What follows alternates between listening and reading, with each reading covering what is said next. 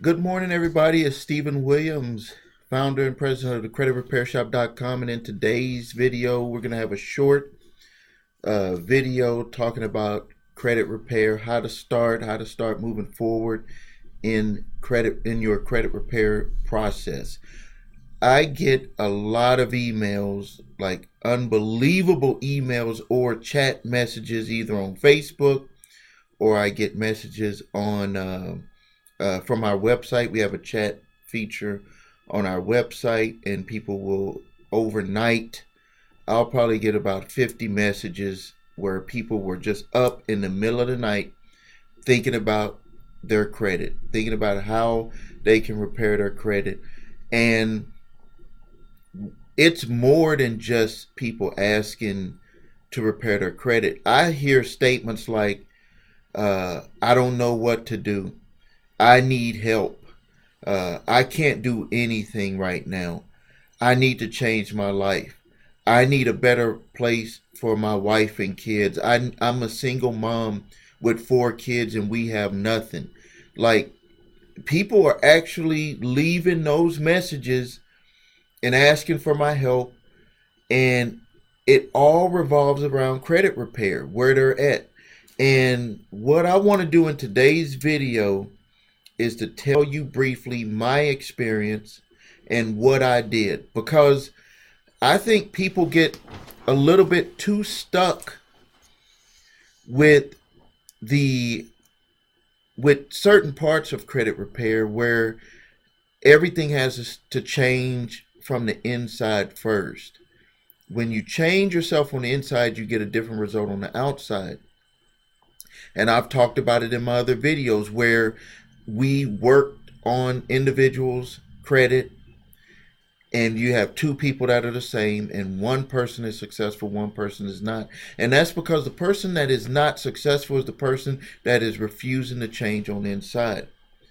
So in this video, I'm not going to really go into too much detail about what you got to do, like writing the letters and all that stuff. That stuff is out there. You can come to my company if you need it, or you can find that information on how to do that. I want to talk about the missing link, the part that businesses and people that are here on YouTube that talk about credit repair, people that you see with other companies, the part that people do not get into because they don't understand why some people continue to fail and why some people succeed.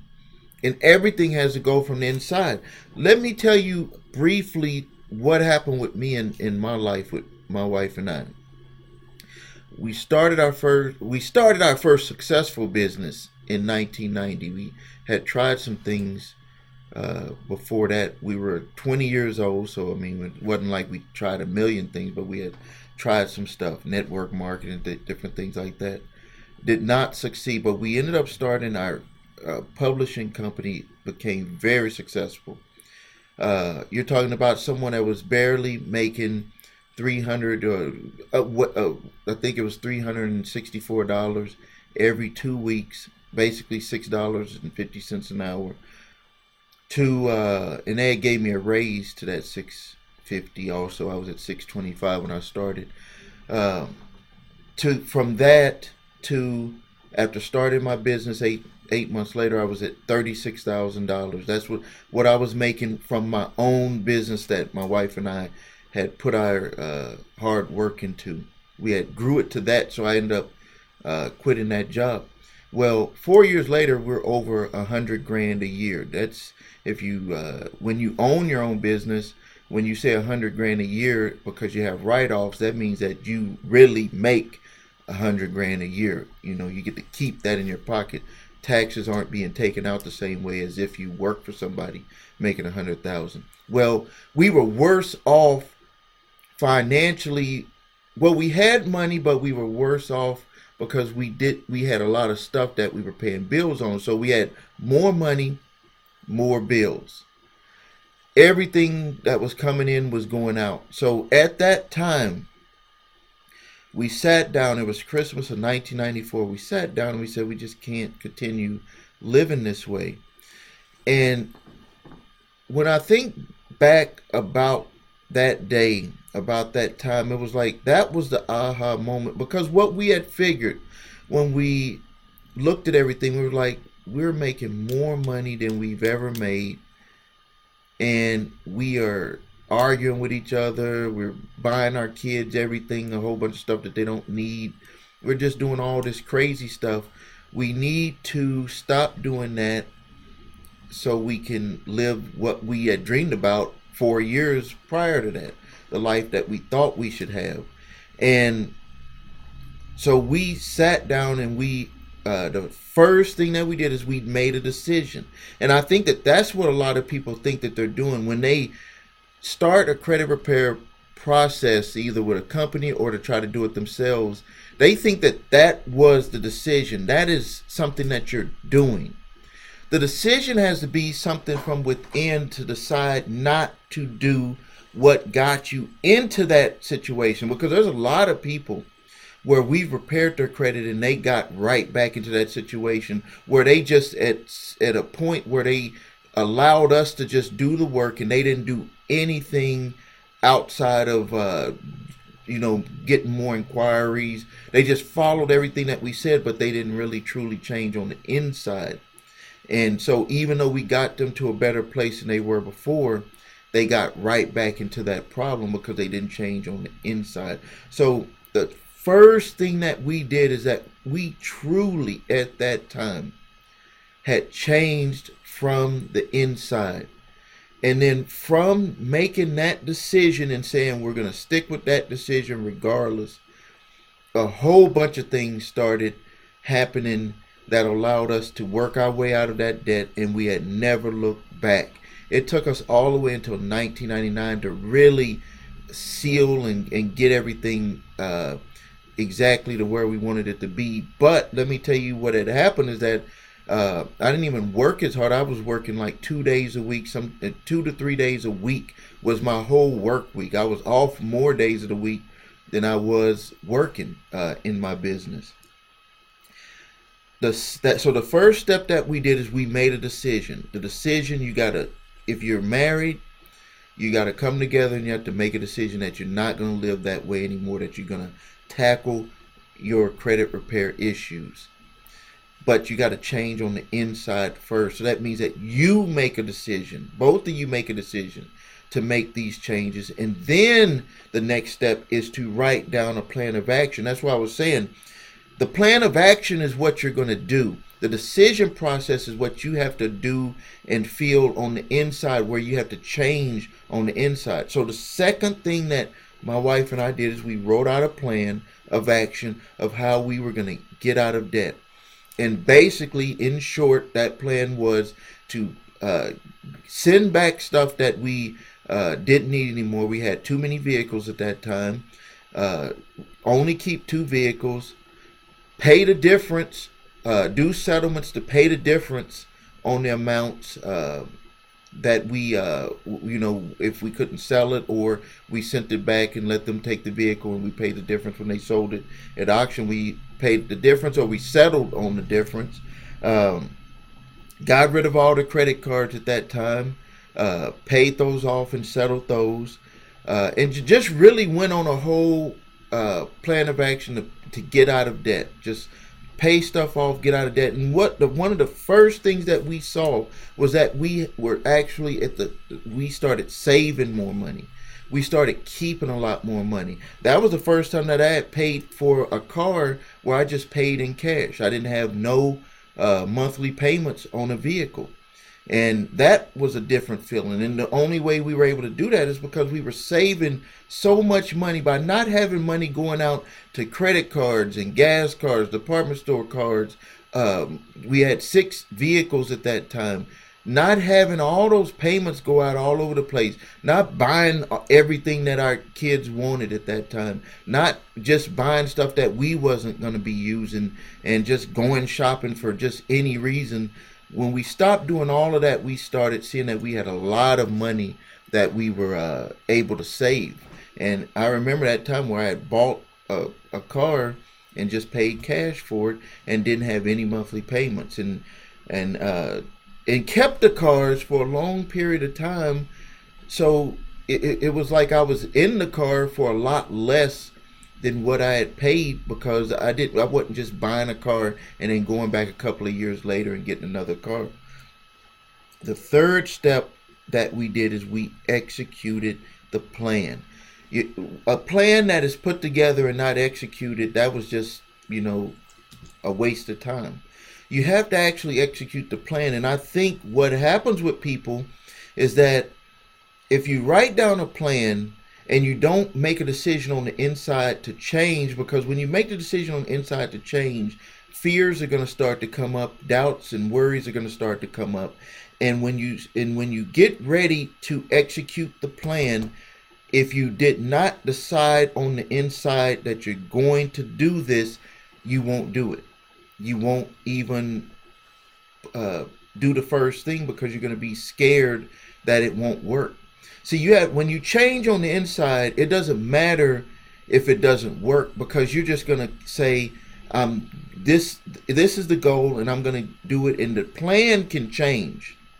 The plan can vary. It'll be like a puzzle where it'll look one way one day, and then you might have to change the pieces around the next day and it's a different picture. The only way that you'll follow through on that is if you make that decision in step one. The decision is that you're going to change on the inside, and that will make your results change on the outside. So you execute your plan. Step number 3, execute your plan. In our plan, when the execution of the plan was to give stuff back, like I just mentioned, vehicles, rather than have it repoed, or even if we were making those payments, it didn't matter. We were making the payments on the vehicles. We still gave them back, and we said we're going to cut a deal to pay the differences after they sold them at auction. That was just the plan that we put together. With the credit cards, cut them up, pay them off, settle them, whatever. Whatever we just put the plan together. The big goal was to get out of debt, and as we started working within the with each particular debt is when the plan of action maybe had changed according to what the solution was going to be, the options was going to be on paying off that particular debt. The fourth thing, which is where a lot of people drop off, is not staying consistent. Can you imagine that from 1994 all the way to 1999, how consistent you have to be to follow through with a plan that we didn't even know it was going to take? We thought it could have took longer, but if you knew that it was going to take 5 years, how many of you right now, without changing on the inside, would say, okay, I'm going to just go after this, and if it takes 5 years, it takes 5 years. It takes 10 years, it takes 10 years. Those years are going to pass by anyway, so why not make them productive and be intentional about your life? When I look back on things that I've done when I was younger, if I was more intentional, I would even be a lot further than I am today. I'm very intentional with the things I do. I make these videos 4 days a week. I'm very intentional about making sure I do my videos, and I have a whole bunch of other things that I got to do when at my office here and with other businesses that I own. But I'm very intentional about what I want to do, and that keeps me from getting overwhelmed. It keeps me moving forward. It keeps me getting more energy from within, and then my results are showing themselves on the outside. And that's what the big secret is, and what a lot of people just don't talk about, is that everything starts on the inside. I would have never been able to accomplish the goals that I needed without changing on the inside. So just a quick review. Step number 1, make that decision. If you're married, you got to make that decision with each other. Write it on the paper, sign it, and that's the agreement.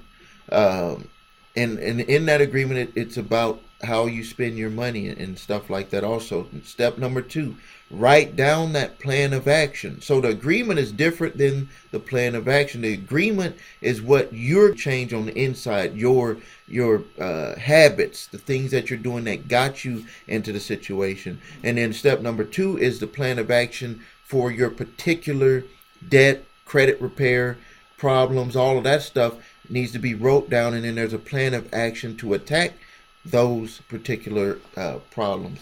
And then step number three is execute the plan, regardless of how you feel, regardless of if you get scared, regardless of the doubts. Look back at your decision so you'll know that I made a decision, and I know you can even write in your decision process when you write down the decision between you and your spouse or with yourself, that you understand that it's going to be uncomfortable because you don't know how it feels to be on that other side, have good credit, to have low debt or no debt. You don't know how that feels yet, so it's a lot of doubts and worries are going to come about because your body is used to the way that you've been living. So you got to make that decision, write it down in there, read it every day so you can feel even more confident about where you want to be. And so that's your execution of the plan. And then number 4, which is very, very, very important, is to stay consistent. You have to be consistent.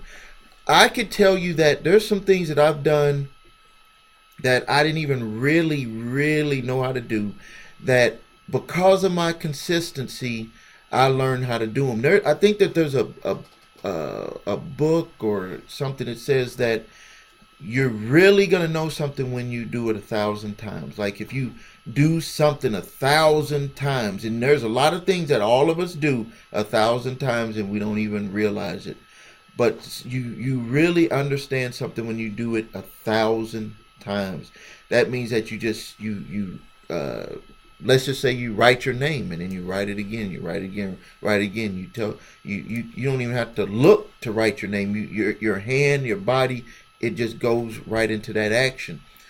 This is the same thing when you're being consistent with something and you do it over and over and over. That repetition, it's going to get easier and easier because you're rewriting the way that you want your body to react. You're rewriting the way that you want your subconscious mind to react. You're being intentional with your thinking process, with your mind. Your mind is telling your brain, and your brain is telling your body, and the results will materialize in front of you.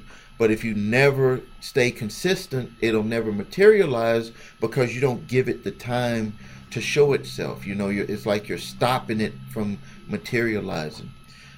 So if you need any help, please post your comments. If you need any help, post the comments. Subscribe to my YouTube channel if you haven't. Get started on working on your credit, because we live in a credit society, and if you have bad credit, you're going to pay more for the same things that people with good credit are paying less for. It can be done. It can be accomplished. And I made this video for you because this is the beginning. Like if you tried to repair your credit before and it didn't work, this is probably where the failure started. Because when we sign up people with my company, this is where we get people into the frame of mind of thinking is, number one, the decision process, and we let them know that, this is the plan of action, and that we need them to change also on the inside. And no, not everybody does it. No, not everybody does it. It's not up to us to control other people. We can only give the information, just like I'm giving you the information here in this video. So please subscribe to my channel if you haven't. Spread the word to friends and family. I really, really, really appreciate it. If you need to get your credit reports, there's a link. You can visit the website, www.your3scores.com. And you can always visit the creditrepairshop.com if you got any questions.